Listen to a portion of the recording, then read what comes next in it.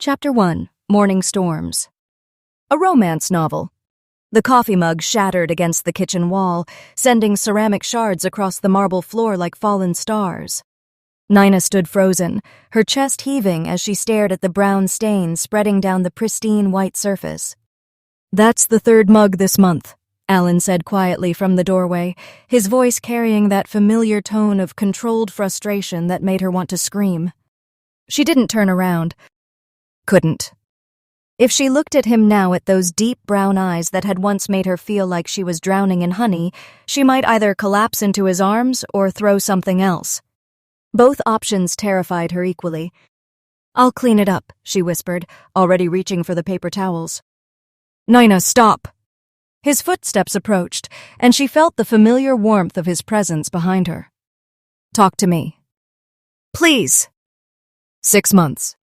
They'd been married for 6 months, and already she felt like they were strangers sharing a house. The fairy tale wedding, the honeymoon in Santorini, the promises whispered under starlit skies, all of it felt like someone else's life now. "There's nothing to talk about," she said, her voice steadier than she felt. She knelt to pick up the larger pieces, grateful for something to do with her hands. "The hell there isn't." Alan's patience finally cracked, and she heard him run his hands through his hair, a gesture she'd once found endearing. "We can't keep doing this, Nina. Whatever this is between us." She stood slowly, a piece of ceramic cutting into her palm. The sharp pain was almost welcome, at least it was something she could understand, something with a clear cause and effect. Unlike the constant ache in her chest that seemed to have no remedy. Doing what exactly? She finally turned to face him, and the sight of him still took her breath away. Alan Sharma was devastatingly handsome in that effortless way that made other women stare and made her feel simultaneously lucky and insecure. His dark hair was disheveled from sleep, his white t-shirt clinging to the broad shoulders she had traced with her fingers countless times. But it was his eyes that undid her, those eyes that could shift from tender to frustrated to passionate in the span of a heartbeat.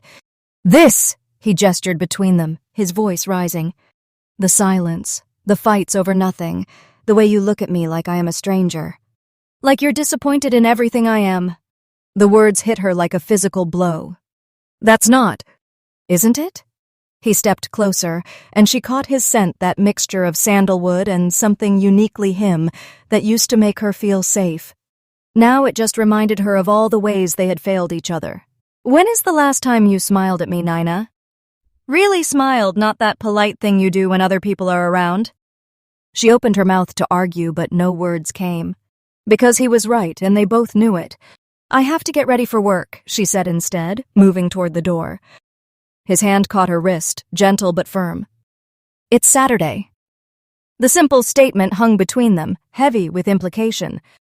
Saturday mornings used to be theirs, lazy hours in bed, breakfast on the balcony, stolen kisses that led to tangled sheets and whispered promises.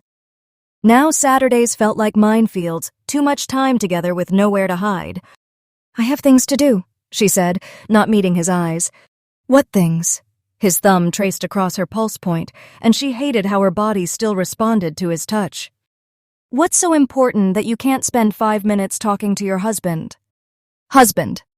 The word should have filled her with warmth, with pride.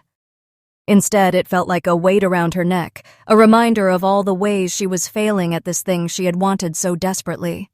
"Alan, please." Her voice broke on his name. "I can't do this right now." "When then?"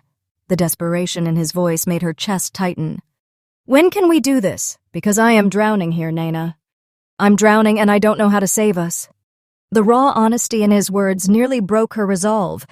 She wanted to tell him that she was drowning too, that she loved him so much it physically hurt, that she was terrified she wasn't enough for him and never would be.